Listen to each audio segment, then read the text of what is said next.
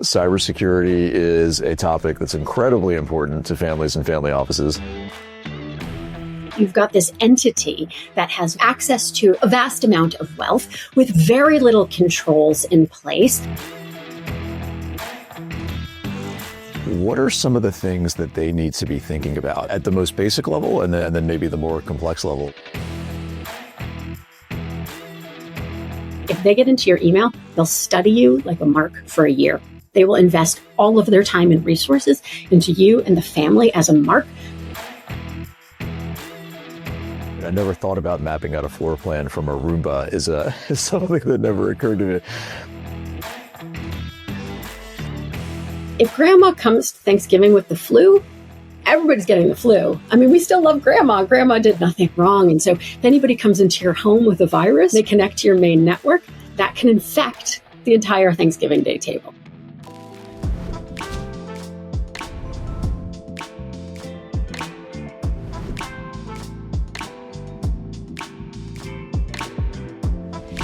The information provided in this podcast is for informational purposes only and does not constitute financial, investment, or professional advice. The views expressed by the host and guests are their own and do not necessarily reflect the opinions of any organization or company. The host and guests may maintain positions in any securities discussed on the podcast. Always consult with a qualified financial advisor or professional before making any investment decisions. Hello, everyone. Welcome to episode 2 of On Point, a podcast from Element Point Family Office. Today, I had the pleasure of speaking with Sarah Rosen, Managing Director of Private Client Services at BlackCloak. BlackCloak is a cybersecurity company focused on digital executive protection and personal cybersecurity services for high-profile individuals, corporate executives, board members, and their families, as well as family offices. The company offers concierge services in the areas of online privacy protection, personal device security, home network security, and incident response. This is an incredibly important topic for high net worth families and family offices. We wanted to bring this to and share this information with our clients and friends because every day we see the dangers posed by not having adequate cybersecurity within families and family offices. And as AI threats and other cybersecurity threats become increasingly more complex, we think it's really important for families to remain vigilant and know and understand how they can best protect themselves online.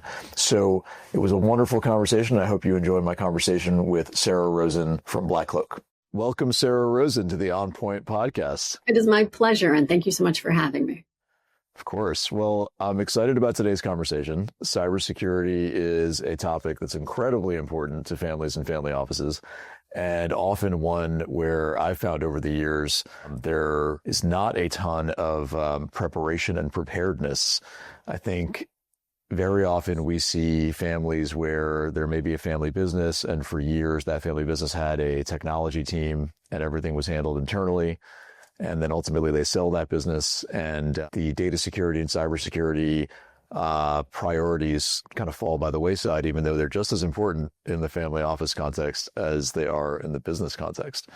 So I guess my first question is really, I'd love for you to share a bit about BlackCloak and how you engage with families and family offices, and really the why of why the company was formed and why you do what you do every day. I'm happy to. So glad you asked. And it's really perfect framing in terms of the family office in particular, and certainly the family related to it. But the family office in particular is such an ideal, perfect target for a bad guy, right? And we can call them hackers, we can call them elements, but let's just call them sort of bad guys for this conversation because of the reasons you just explained, right? You've got this entity that has very access to an excessive amount of wealth, not excessive, a vast amount of wealth with very little controls in place.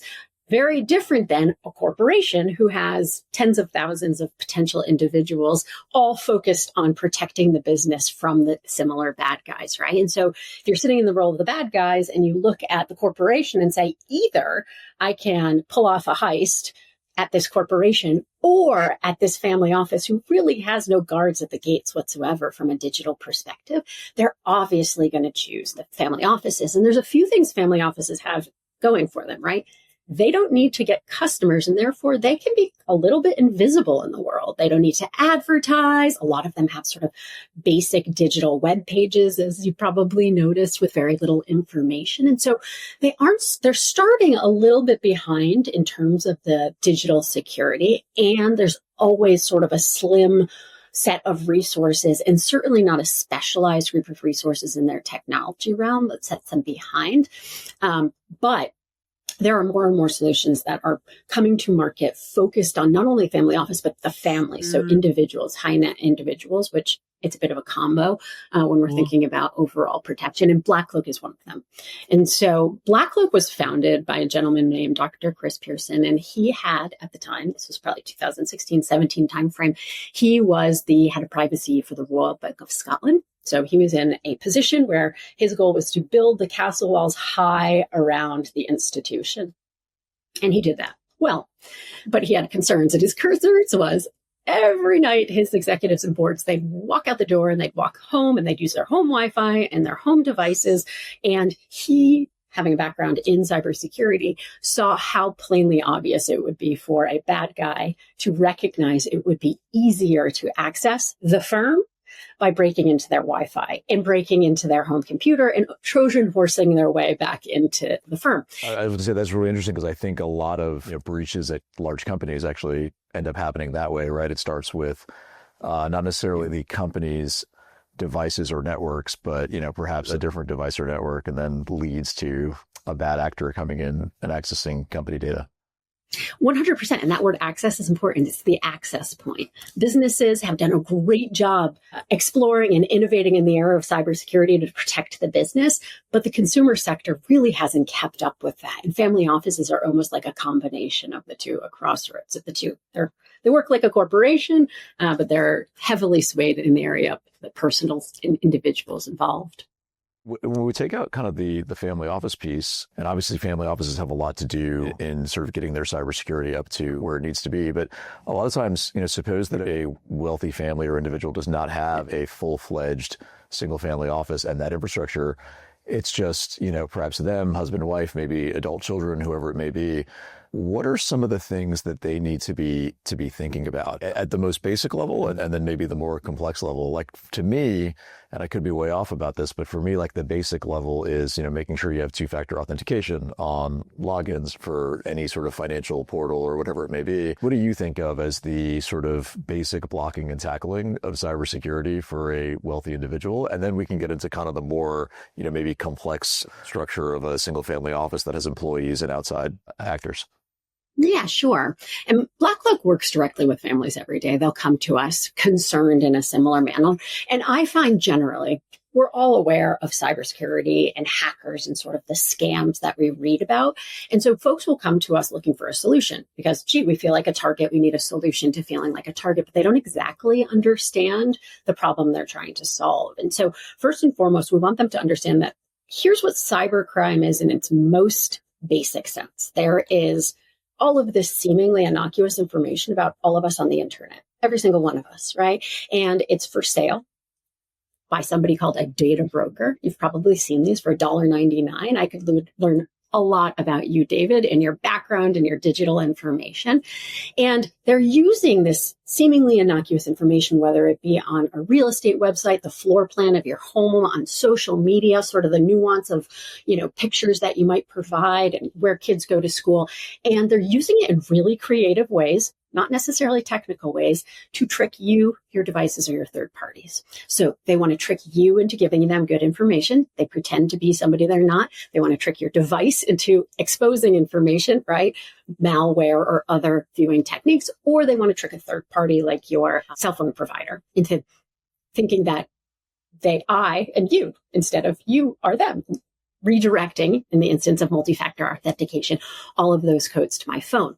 And the reason they're trying to do that is they're trying to pull off a heist, right? They're ultimately trying to get the information they need to make either steal money or ruin reputations. We'll kind of focus on stealing the money here. And so that is fundamentally what cybercrime is. And so how do we protect against it?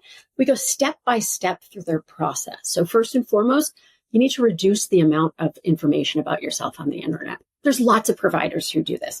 There's something called data broker removal. You can Google data broker removal. You'll get a number of different consumer various grade solutions for it. But ultimately, all of that information is the fodder that the bad guys use to target an individual. If there's less fodder, they're less likely to be a target. Second, you want to confirm that those access points where they're trying to get that critical information to pull off the heist are shored up.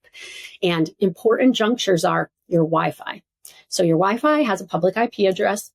There's nothing that can be done about that, much like your house has a public. You can sort of minimize it, but it's always going to be public in terms of an address. But your router is really what's controlling the security of all of the information that they might want, whether it be the floor plan from a Roomba or access to the cameras. That router is what's protecting it. So shoring up the router and making sure that stays secure. Devices. There's two types of malware. There's consumer grade malware and there's enterprise grade malware. And they're very far apart in terms of sophistication. And so ensuring you have the best possible malware in place and you understand what it's doing and what it's not doing. And then being vigilant in the instance of the third party. So if I were to walk into the AT&T store and I purchased for $1.99 enough information for me to pretend I am you, David, which in our instance, it might be a little hard, but let's pretend you were Davina. I might be better suited to do so. It wouldn't be very hard.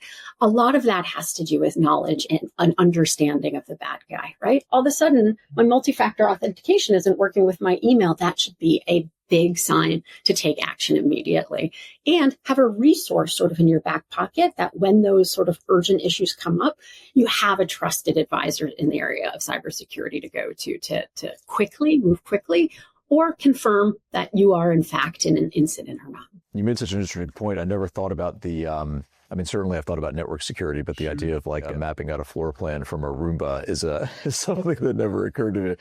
So on that topic of network security at home, what are some of the best practices there? So, some things that come to mind is, I've been told that it's always best to have sort of your primary network and a guest network, right? And in the case of a lot of families, there are many people coming through their homes for a variety of reasons. That might be for, workers who work in the home or landscapers who work outside the home or whatever it may be.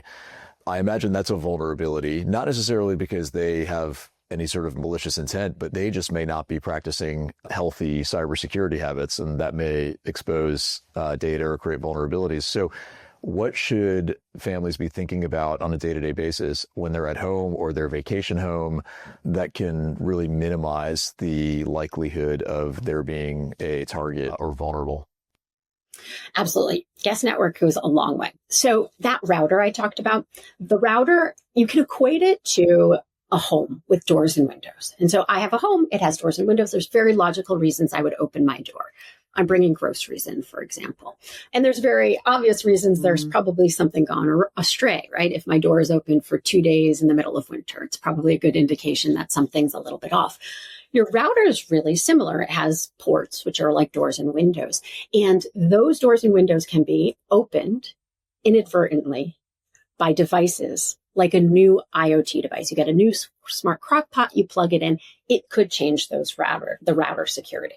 So it's good to just understand the basics of the router and know that ultimately the best solution is having a vulnerability scan on your home Wi-Fi on a regular basis. We recommend weekly because of that possibility of inadvertent changes. On the flip side, something you can do literally today is twofold with your Wi-Fi. One is naming. You should not name your Wi-Fi after yourself or your family or any personal indicators for obvious reasons. If somebody is looking for you as a target, which a lot of these families are targets, right? Like we are looking at a specific family and we are targeting them. It just makes their job easier if the Wi-Fi says Rosen residence. So we recommend animal in an unaffiliated color. So pink elephant, for example. And then setting up that guest network, as you elegantly described. If grandma comes to Thanksgiving with the flu, everybody's getting the flu. I mean, we still love grandma. Grandma did nothing wrong. And so if anybody comes into your home with a virus, right, and they connect to your main network, that can infect the entire Thanksgiving Day table. And so having a secondary guest network and not calling it guest networks, because people think of guest network as being somehow secondary. So we recommend naming it Fast Pink Elephant. So it has a little marketing spin on it. Put the kids on there, put the gaming devices on there, put the contractors on there, put guests on there. And it just isolates the problem if there is an incident while maintaining the main Wi-Fi for the internal devices that you have in the home and the actual access points to the data that you want to make sure is secure. I think that's a great idea.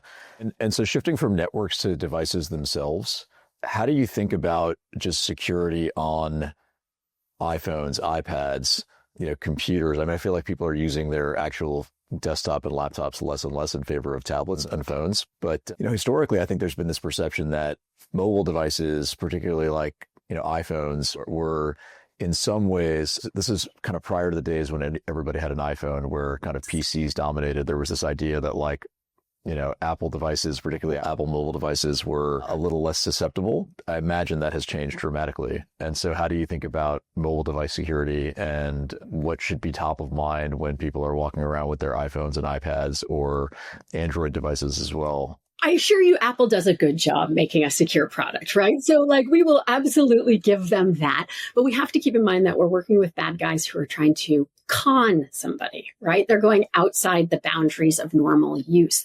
And what they want from your device is information, right? It's the information on the device. And so thinking about that seemingly innocuous information and maintaining it gets as little as possible, your devices are susceptible to leaking data back onto the internet.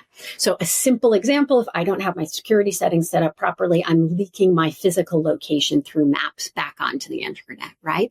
So you have to think about the information on the device and if that information is secure and therefore not leaking back onto the internet. BlackCloak provides a service that's called device hardening. And basically we're going through the security settings. Our concierge team, we have a 50-person concierge team, all have backgrounds in cyber security, digital protection, ID, theft, and other elements of this sort of cyber world. But they will go through the security settings, let's say on an iPhone, with a level of knowledge I certainly don't possess. And if you've looked at those toggles, those sets of toggles, and you've sort of read the descriptions, I don't know if they're deliberately evasive, but it is very hard to know what you are sort of agreeing to or not agreeing to. So having somebody with a level of expertise who knows what that language is, helping set up or harden those devices goes a long way. That makes a lot of sense. And on the topic of information, right, because totally agree that what they're after is information. Increasingly, everyone's information is being stored in the cloud, right, either on AWS servers or in iCloud or wherever it may be. And I think that can be a little bit terrifying, right? Because there's now multiple layers. You're not, in many ways, obviously it's safer because you're not storing your data on a physical device that's, in your hand or at your desk. You're storing it on some, server or multiple servers in some remote location. But I think that also creates a lot of confusion for people because an iCloud account, for example, if you have a simple login without two-factor authentication, all someone has to do is log into your iCloud account and they now have sort of access to any piece of information that's relevant. So how do you best protect against that apart from, I think the obvious, which is you should have two-factor authentication on something like that? Are there other things that people can be thinking about in the context of companies? Generally, you have technology departments who are monitoring those servers, who are ensuring that security protocols are up to date, who might be doing, white hat penetration testing, but for an individual who's got tons of information stored in the cloud, either on an AWS server or iCloud or Google or whatever it may be, how can they think about protecting that data or access to it? It's a great question.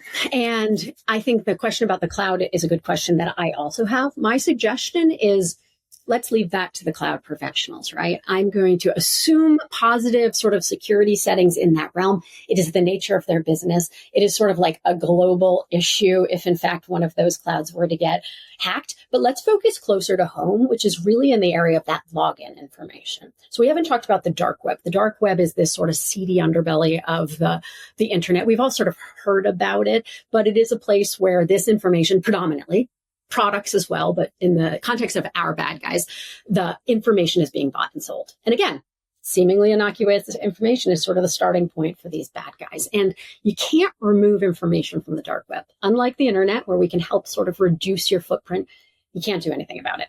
And so you need to be aware of what information about you is being bought and sold on the dark web. Lots of folks are providing this. If you sort of subscribe to something like ID Notify, they're providing you sort of where that breach information is, right? Really, when a breach happens, what ultimately they're alerting you to is a new piece of information is now for sale, potentially, about you on the dark web. And so understanding what information is there and taking the proper reactions. Now, in the case of accessing proper information, if you're like me, there's some functionality on Google and Apple, and it kind of alerts you to how many of your current passwords have been breached. I think mine is 95. I'm not changing 95 passwords. That's insane. That will take me a week. I look at it, I cringe, and I walk away. This is pre-BlackCloak. Now, having been at BlackCloak for a while, and that is not a problem anymore.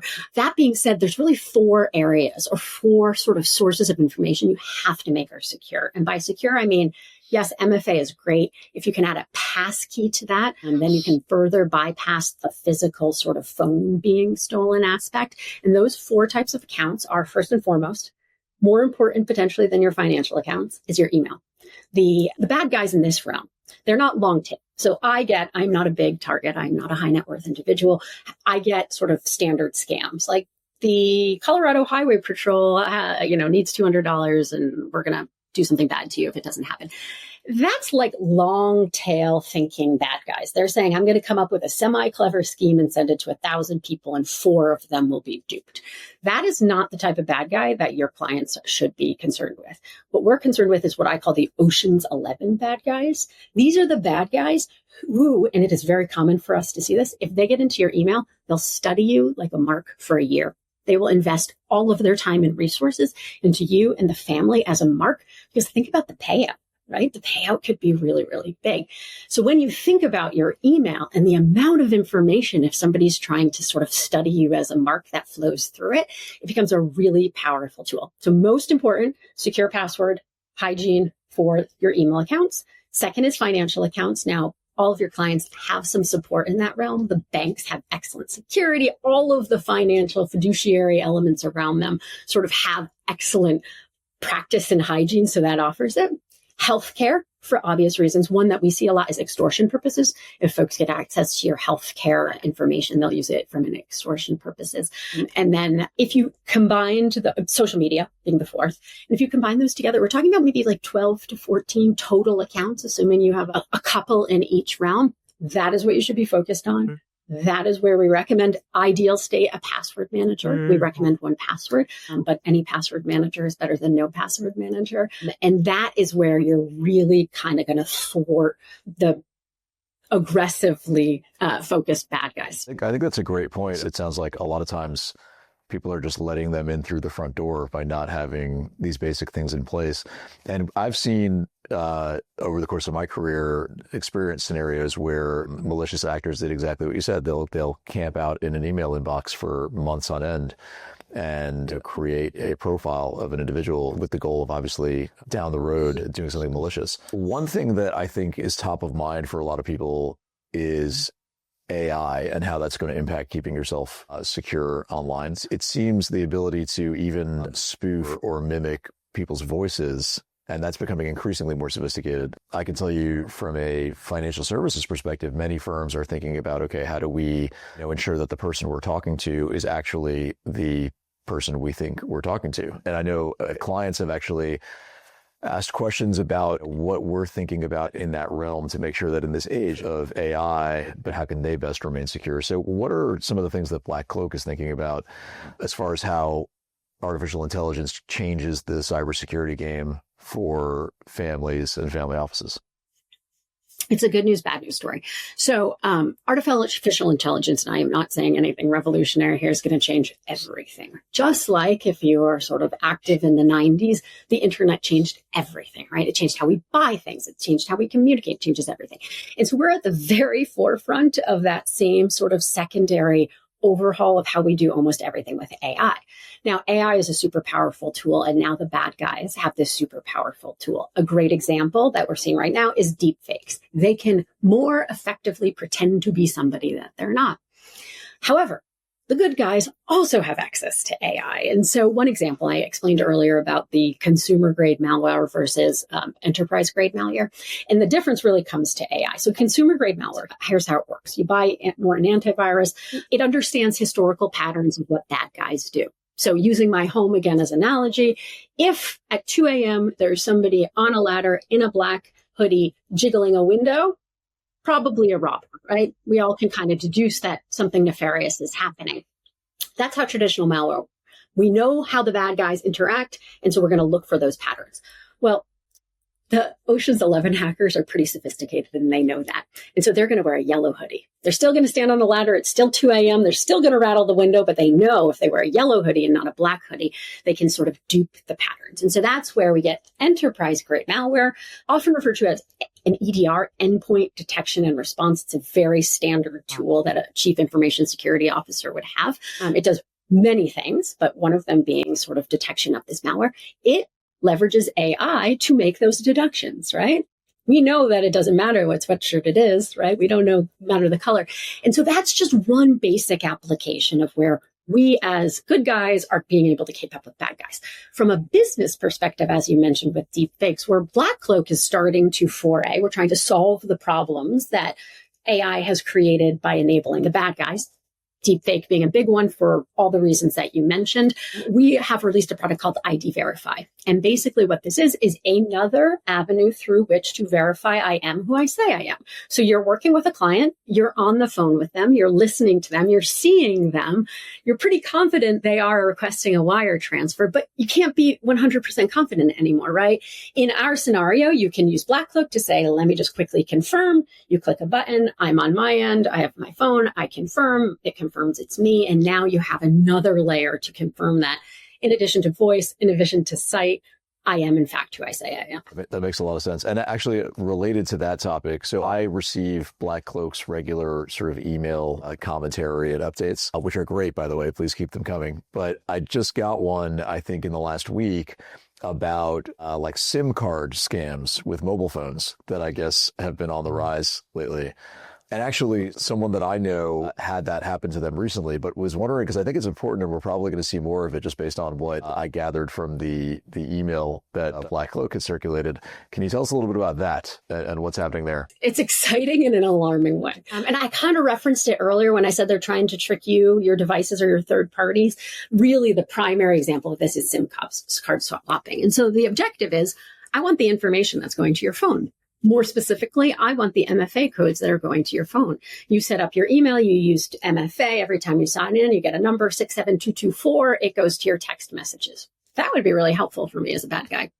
So I can, in theory, get enough information to convince AT&T that I am you. And it doesn't require that much information. And if you think about the amount of information data brokers have on us, that is a completely realistic element. Again, I probably can't convince them I am you, but I can convince them I am another woman, let's say.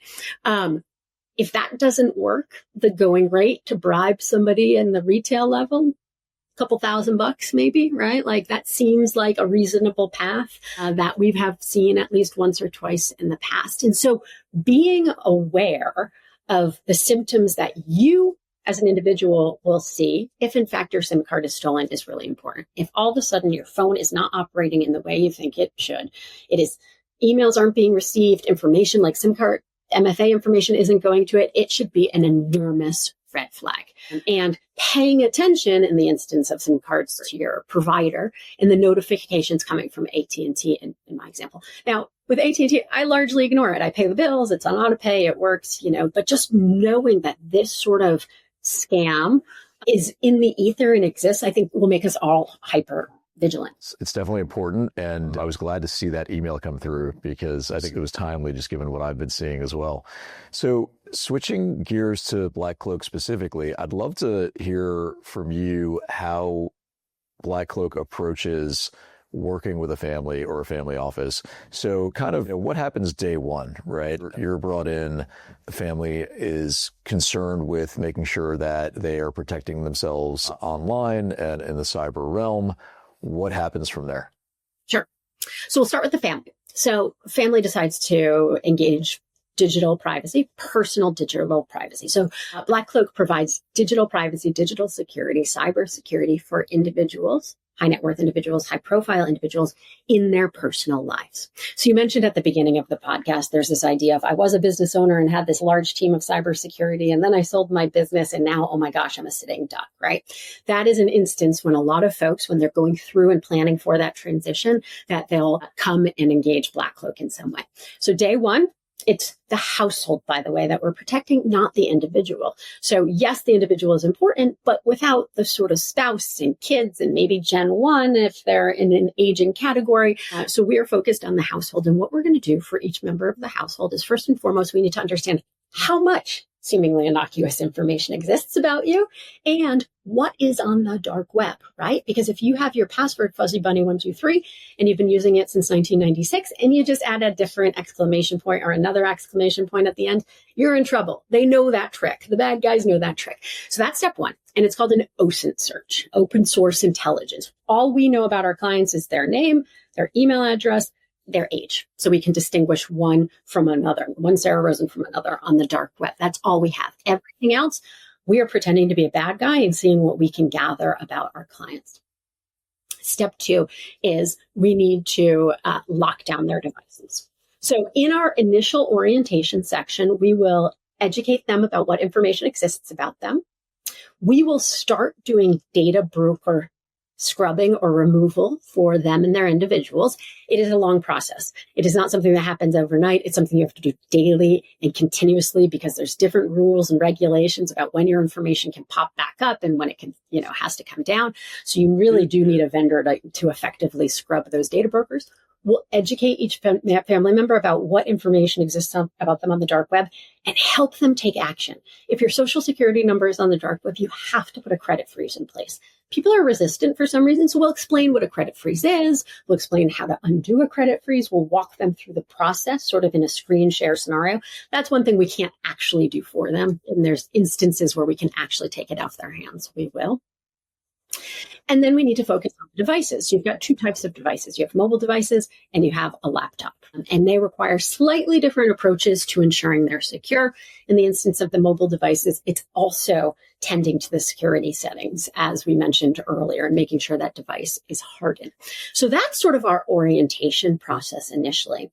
We'll also start scanning your Wi-Fi on a weekly basis to make sure through vulnerability scans that those doors and windows we talked about are all appropriately placed. On the flip side, that's sort of the cloak, right? That is the preventative measure which we're putting in place. We also have a 50-person concierge team, and these folks have all different disciplines and focus areas so that we can stay ahead of the bad guys, right? If we have an individual focused on social media and all of the bad guy usage of social media data, and we have a client who has a social media related issue, right, we're going to pair them up. But that 50-person team allows us to be really bespoke in how we service a family. So let's say a client has a 14-year-old daughter who's getting a cell phone for the first time and therefore access to social media. Let's have an age-appropriate conversation with her, with our social media gal, and help her understand how the bad guys use social media. We're not going to tell her not to use social media. We have to live in the world that we're in. But let's educate her in advance. Or you have, an octogenarian Gen 1 who keeps their passwords on a whiteboard in the kitchen, right? And the kitchen is on Main Street without curtains. We can help onboard them onto a password manager. That is not something you want to take on for yourself with your parents, even if you're extremely technical. It's kind of like skiing. You should never try and teach your spouse to ski, right? It is a fraught situation. Password managers are similar. So we will recommend... I can't say I've tried, but I'll take your word for it. Living in Colorado, we know that. You get a ski instructor, don't even try. From what I've seen, what you do every day is so important in keeping families protected. And I think it's fantastic, to be bringing the company level security or close to it to families. And I really appreciate your time today, Sarah. And thank you for joining us on the On Point podcast. Sarah Rosen from BlackCloak. My pleasure.